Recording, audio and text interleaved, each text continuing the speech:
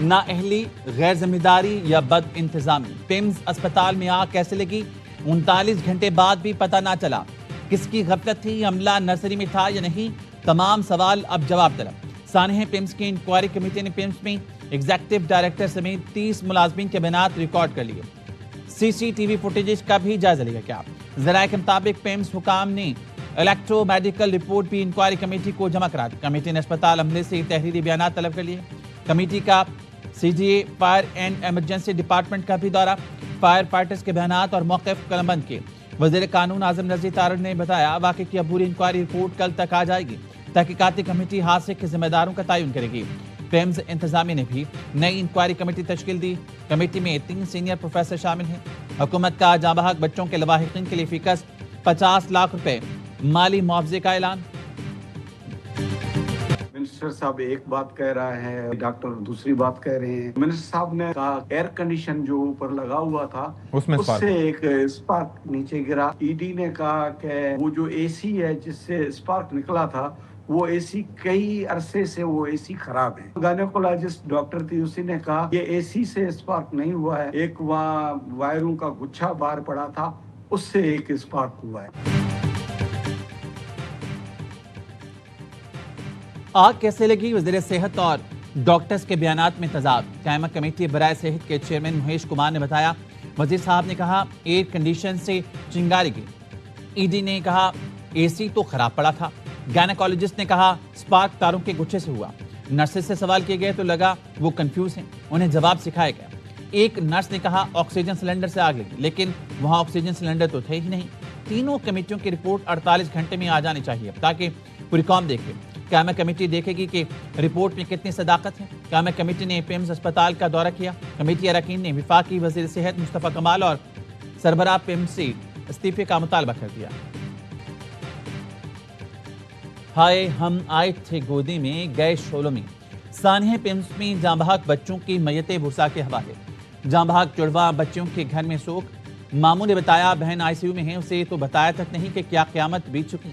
لخت جگر کو کھونے والے غمزدہ والد نے ایاوے سے گفتگو میں ذمہ داروں کے احتساب کا مطالبہ کیا۔ کہا میری بچی تو چلی گئی، خدا کسی ماں باپ کو یہ دن نہ دکھائے۔ لواحقین نے الزام لگایا کہ آگ لگنے کے بعد عملہ بھاگ نکلا اور ہمیں بھی بچوں کو بچانے کے لیے جانے سے روک دیا۔ سانحہ پیمز کے خلاف سول سوسائٹی کا احتجاج، شرکا نے کہا حکومتی کمیٹی کو نہیں مانتے، واقعے کی شفاف تحقیقات کے لیے جوڈیشل کمیشن بنایا جائے۔ یہ بہت معلومات کی بنیاد پہ ہم عرض کر رہے ہیں کہ آپ نے اپنا استعفیٰ تو پیش کر دیا تھا وزیر اعظم صاحب کو، آپ تردید کر دیں اس کی؟ میں آپ کی اس بات پہ نہ تردید کر رہا ہوں، نہ آپ کی اس بات کو میں مان رہا ہوں۔ اور وسیم بادامی صاحب آپ لوگ بہت ریسورسفل لوگ ہیں، تو میں اس والی بات پہ میں اپنا استحقاق استعمال کروں گا آپ کے سوال کے جواب نہ دینے کے۔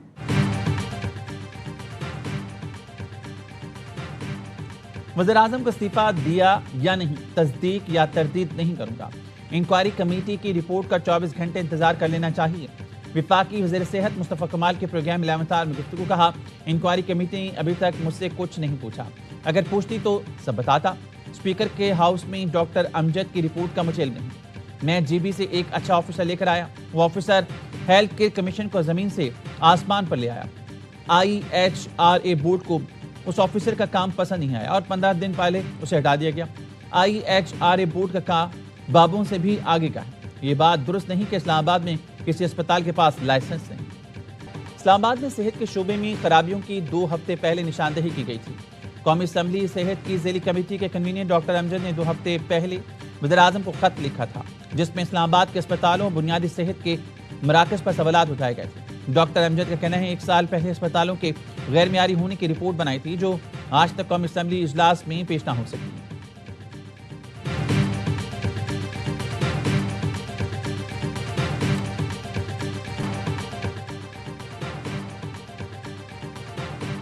بڑے اسکینڈلز میں جس کا نام آیا، وزیر اعظم نے اسے سیکٹر صحت بنا دیا۔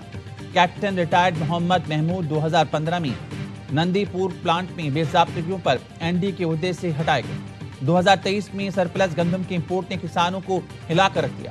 محمد محمود سیکٹری فوڈ سیکیورٹی تھے، موصوف نے یہاں بھی معطلی کا تاج سر پر سجایا۔ 2024 میں سیکٹری آئی ٹی کے عہدے سے برطرف کیے گئے۔ نادہندہ کمپنیز کو غیر قانونی مالی فائدہ پہنچانے کا الزام تھا۔ 2021 میں رنگ روڈ اسکینڈل میں بطور کمشنر راولپنڈی گرفتار ہوئے۔ رنگ روڈ کیس کی نیب میں تحقیقات آج بھی جاری۔ وزیر اعظم نے پیمز واقعے کے بعد انہیں سیکٹری صحت بنا دیا۔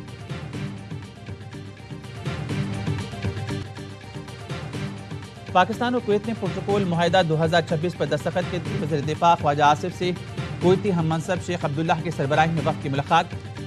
ترجمان وزارت دفاع کہتے ہیں پروٹوکول معاہدے سے فوجی تعاون کا فریم ورک مزید مضبوط ہوگا۔ کویتی وزیر دفاع کی وقت کے ہمراہ GHQ آمد، فیلڈ مارشل سعید آصم منی سے ملاقات کی۔ باہمی دلچسپی، علاقائی سیکیورٹی اور دو طرفہ دفاعی تعاون پر تبادلہ خیال۔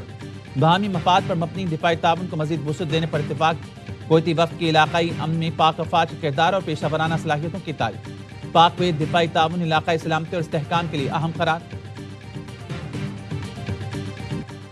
آبِ ہرمز کے بندے سب کو متاثر کر رہی ہے۔ فیلڈ مارشل کا دورہ ایران آبِ ہرمز کھلوانے کی کوششوں کا حصہ تھا۔ ترجمان دفتر خارجہ کے میڈیا بریفنگ کہا فیلڈ مارشل نے دورہ تہران میں پرخلوص کوششیں کی۔ پاکستان پر امید ہے لیکن حتمی فیصلہ تہران اور واشنگٹن کو کرنا ہے۔ پاک ایران تجارت جاری ہے۔ پاکستان ایران کے خلاف یک طرفہ پابندیوں پر عمل کا پابند نہیں۔ افغان طالبان کو زبانی دعووں کے بجائے عملی اقدامات کرنا ہوں گے۔ پاکستان ریاستی سطح پر دارجاتی میکانزم بنانے کے لیے تیار ہے۔ پاکستان نے عبوری افغان حکومت کے وزیر دفاع کی جانب سے دو طرفہ میکانزم کے قیام کی تجویز نوٹ کی۔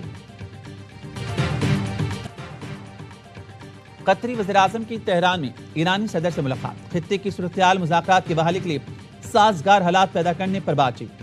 صدر مسعود پزشکیان نے کہا قطر، پاکستان اور عمان کی امن کوششیں قابل قدر ہیں۔ ایران اور قطر تلخ واقعات پیچھے چھوڑ کر دوبارہ باہمی تعاون شروع کر سکتے ہیں۔ ایران اپنے قانونی حقوق سے بڑھ کر کچھ نہیں مانگ رہا، دباؤ اور دھمکیوں کے سامنے نہیں جھکیں گے۔ شیخ محمد بن عبد الرحمن الثانی کی اسپیکر باقر غالباف سے ملاقات۔ سفارتی عمل دوبارہ شروع کرنے پر زور۔ قطری وزیر اعظم ایرانی وزیر خارجہ عباس عراقچی سے بھی ملے۔ علاقائی سلامتی اور استحکام پر گفتگو ہوئی۔ آبِ ہرمز سے متعلق عبوری فریم ورک، عارضی مشترکہ بحری گزرگاہ اور بارودی سرنگیں صاف کرنے کے مشترکہ منصوبے پر گفتگو۔ Strait of Hormuz is open. We have control and we have the blockade. Iran's not getting anything. Nothing is going through. Not one ship has gotten through. So far, I think Russia's behaved quite well having to do with the Strait of Hormuz. امریکی صدر کا ایران کے ساتھ کاروبار کرنے والے ممالک کو سزا دینے کا اعلان۔ کہتے ہیں ایران سے مذاکرات یا ملاقات کا خواہاں نہیں۔ آبِ ہرمز کے معاملے پر روس نے کافی اچھا رویہ اپنایا۔ ٹرمپ کا ایران سے کاروبار کرنے والے چینی بینکوں پر پابندیوں کا اندیا۔ کشمیر کے نئے وزیر اعظم کا انتخاب آج ہوگا۔ افتخار گیلانی کو قائد ایوان نامزد کرنے پر مسلم لیگ نون میں اختلافات۔ صدر نون لیگ آزاد کشمیر شاہ غلام قادر کا قائد ایوان کے انتخاب میں شرکت نہ کرنے کا فیصلہ۔ راجہ فاروق حیدر بھی اسمبلی اجلاس میں شریک نہیں ہوں گے۔ اسلام آباد میں شاہ غلام قادر کی رہائش گاہ پر اہم ملاقات کے بعد راجہ فاروق حیدر کا کہنا تھا کہ آج کوئی گفتگو نہیں کرنی، اپنی بات کل کروں گا۔ مظفر آباد اپنے گھر جا رہا ہوں۔ میاں نواز شریف نے پہلے شاہ غلام قادر کو قائد ایوان نامزد کیا تھا۔ گزشتہ روز شہباز شریف کی زیر صدارت اجلاس میں افتخار گیلانی کو وزارت عظمیٰ کے لیے نامزد کرنے کا فیصلہ ہوا۔ نواز شریف نے بیرسٹر افتخار گیلانی کو کاغذات نامزد کی جمع کرانے کی ہدایت کی تھی۔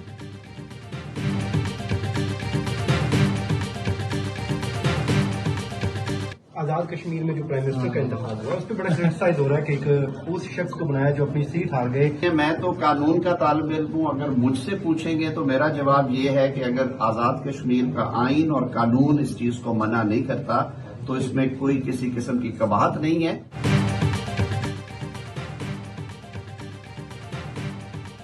کیا ہارا ہوا شخص وزیر اعظم آزاد کشمیر بن سکتا ہے؟ آزاد کشمیر کا آئین اور قانون اجازت دیتا ہے تو کوئی قباحت نہیں۔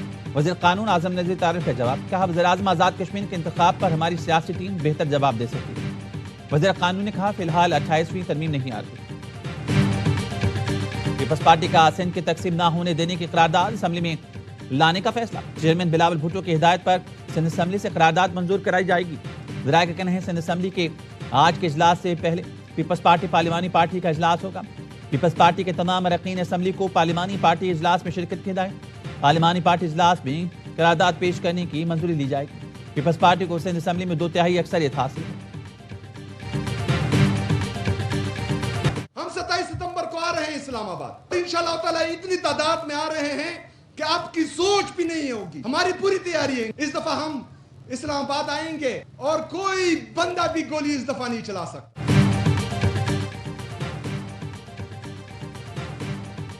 اتنی بڑی تعداد میں اسلام آباد آئیں گے کہ کوئی گولی نہیں چلا سکے گا۔ 27 ستمبر کی تیاری کا آپ سوچ بھی نہیں سکتے۔ آئینی اور قانونی راستے اپنائے مگر انصاف نہیں ملا، اس بار آرام سے نہیں بیٹھنا۔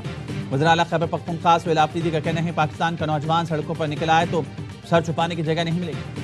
نوجوان اپنا غصہ اس لیے اشرافیہ پر نکالیں گے۔ 27 ستمبر پاکستان کے ایک نئے دور کا آغاز ہوگا۔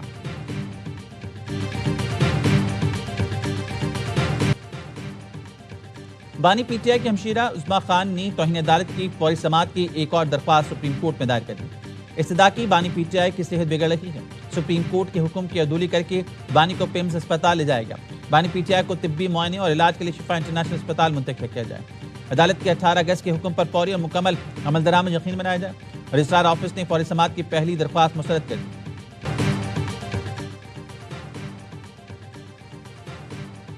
پیٹرول فی لیٹر 50 پیسے سستا، نئی قیمت 342 روپے 60 پیسے مقرر۔ ڈیزل کی قیمت میں 19 پیسے کمی، 1 لیٹر 371 روپے 61 پیسے کا ہو گیا۔ نوٹیفیکیشن جاری۔ انشاءاللہ 3 ستمبر کو جمعرات کے دن پورے ملک میں ملک گیر ہڑتال ہوگی انشاءاللہ تعالی۔ ہماری یہ ہڑتال پرامن ہوگی۔ ہماری یہ ہڑتال میں ہم کسی کی نکسیر نہیں پھوڑنا چاہتے، کسی کو کہ گملے کو بھی نہیں توڑنا چاہتے۔ جماعت اسلامی کا 3 ستمبر کو ملک گیر ہڑتال کا نام۔ امیر جماعت اسلامی حافظ نعیم الرحمان کہتے ہیں ہڑتال پرامن ہوگی، گملہ بھی نہیں ٹوٹے گا۔ نوجوان جانتے ہیں کہ ہڑتال کیسے کی جاتی ہے۔ لوگ پیٹرولیم مصنوعات کی قیمتیں کم کروانے نکلے ہیں، تاجروں کے پاس جائیں گے، انہیں قائل کریں گے۔ خود تاجروں سے ملاقاتیں کروں گا۔ راولپنڈی میں 30 اگست کو عظیم الشان جلسہ ہوگا۔ لاہور میں مال روڈ پر جماعت اسلامی کے دھرنے میں خواتین اور بچوں کی بڑی تعداد میں شرکت۔ کراچی میں گورنر ہاؤس کے سامنے دھرنا 12ویں روز میں جاری۔ پیمز اسپتال واقعہ بہت دلخراش ہے، واقعے کو سیاسی رنگ دینا ٹھیک نہیں۔ صرف سندھ نہیں، پورے پاکستان میں ہی حالات بہتر کرنے کی ضرورت ہے۔ وزیر اعلیٰ مراد علی شاہ کہتے ہیں جس کو صوبے بنانے کا شوق ہے وہ قرارداد لے آئے۔ دیکھ لیں صوبے کے لوگ کیا چاہتے ہیں، کسی کے کہنے یا کام نہیں ہوتے۔ صوبے کی عوام فیصلہ کریں گے، کوئی دو رائے نہیں۔ ہمارے اداروں کو مزید بہتر ہونے کی ضرورت ہے۔ بلدیاتی نظام کو مضبوط بنانا پیپلز پارٹی کا ہی منشور ہے۔ دوسرے صوبوں کو بھی بلدیاتی ادارے قائم کر کے مستحکم کرنا چاہیے۔ میر رضا کیس میں جوڈیشل کمیشن کارروائی کا آغاز، فریقین کو نوٹسز جاری کر دیے گئے۔ جوڈیشل کمیشن نے میر رضا کے اہل خانہ کو آج طلب کر لیا۔ وکیل جبران ناصر اور فوکل پرسن حکومت سندھ کو بھی نوٹس جاری۔ جوڈیشل کمیشن کے قواعد کے مطابق کارروائی 30 روز میں ہوگی۔ جوڈیشل کمیشن ہائی کورٹ کے جج جسٹس عمر سیال پر مشتمل ہے۔ کچوڑی میں کارروائی، 4 دہشت گرد ہلاک کر دیے، 3 کلاشن کو پستول، دستے بم، 7 میگزین اور کارتوس برآمد۔ ایک ہلاک دہشت گرد سید ولی ننگرہار کا رہائشی تھا۔ افغان مہاجر کارڈ بھی برآمد۔ سی ٹی ڈی کا کہنا ہے سید ولی افغانستان سے آنے والے 3 خودکش حملہ میں سے ایک ہو سکتا ہے۔ ہلاک دہشت گرد کا تعلق فتنہ خارج جمروز گروپ سے ہے۔ نیپال اور تبت میں سیلاب اور لینڈ سلائیڈنگ سے تباہی، ہلاک افراد کی تعداد 390 سے زائد ہوگی۔ ہلاکتوں میں اضافے کا خدشہ، 300 سے زائد غیر ملکیوں سمیت 1000 سے زائد افراد لاپتہ۔ نیپالی حکام کے مطابق دشوار پہاڑی علاقوں اور خراب موسم کے باعث امدادی کارروائیوں میں مشکلات کا سامنا ہے۔ ریسکیو آپریشن میں 3000 سے زائد اہلکار حصہ لے رہے ہیں۔ انگلینڈ ٹیسٹ کے دوران بانی پی ٹی آئی کے بیٹوں کے انٹرویو پر پی سی بی کا احتجاج۔ غیر ملکی